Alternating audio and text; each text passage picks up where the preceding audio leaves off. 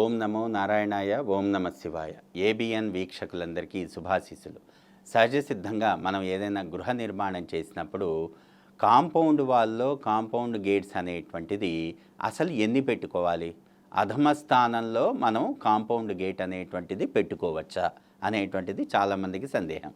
ఇక్కడ అధమ స్థానం అందరికీ తెలిసిందే. స్థలానికి అధమ స్థానం, గృహానికి అధమ స్థానం, అధమ స్థానంలో మెట్లు వస్తాయి, ఉచ్చ స్థానంలో ద్వారబంధాలు వస్తాయి. ఇది అందరికీ తెలిసిన విషయమే. ఇక్కడ కాంపౌండ్ వాల్లో కాంపౌండ్ గేట్ అనేటువంటిది మనం ఆ యొక్క ద్వారబంధానికి ఎదురుగానే కాంపౌండ్ గేట్ పెట్టుకోవాలి అనేటువంటిది అందరికీ సహజంగా తెలిసినటువంటి విధి విధానమే. అయితే పార్కింగ్ కోసం చాలామంది ఏంటంటే ఈ రోజుల్లో పార్కింగ్ కోసం విడిగా కాంపౌండ్ గేట్ అనేటువంటిది అధమ స్థానంలో పెడుతున్నారు. ఇది ఎంతవరకు సమంజసం అనేటువంటిది ముఖ్యంగా తెలుసుకోవాలి. ఎప్పుడూ కూడా మనకి గృహం కట్టినప్పుడు అధమ స్థానంలో ఎలాంటి ద్వారబంధము గృహానికి ఉండకూడదు, మొట్టమొదటి పాయింట్.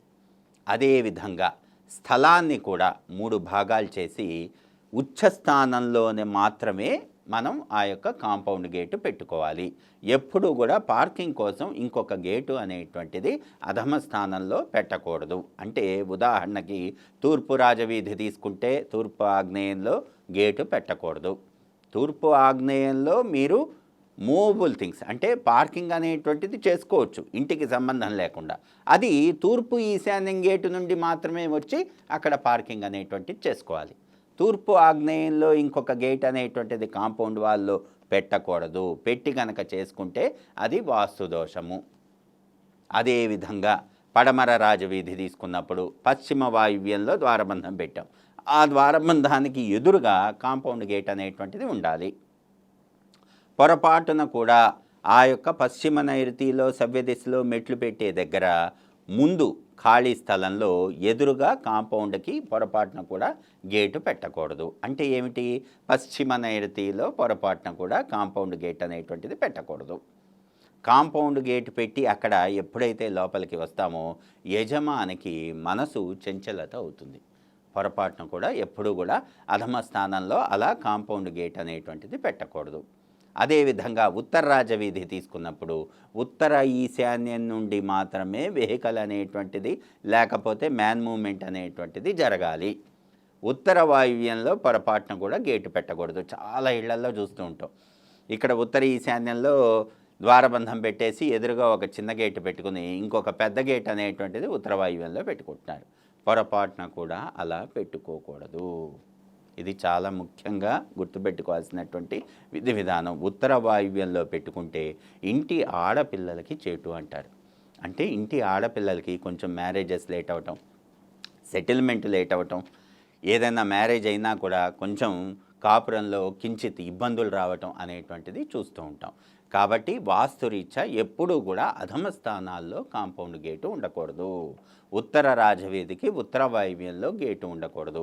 అదేవిధంగా దక్షిణ రాజవీధికి దక్షిణ నైరుతిలో మెట్లు వస్తాయిగా, దక్షిణ ఆగ్నేయంలో ద్వారబంధం పెడతాంగా, ద్వారబంధానికి ఎదురుగా దక్షిణ ఆగ్నేయంలో మాత్రమే మనకి కాంపౌండ్ గేట్ అనేటువంటిది రావాలి. పొరపాటున కూడా దక్షిణ నైరుతిలో కాంపౌండ్ గేట్ అనేటువంటిది రాకూడదు. చాలా జాగ్రత్తగా ఇంటి నిర్మాణం చేసుకునేటప్పుడు చూసుకోవాలి. గేట్లు అనేటువంటివి ఎన్ని ఉండాలి అనేటువంటిది కూడా ఇక్కడ ముఖ్యంగా తీసుకోవాలి. 2 రోడ్ల కూడలు అనుకోండి, కార్నర్ బిట్ అనుకోండి, కొంతమంది 3 గేట్లు పెడుతూ ఉంటారు.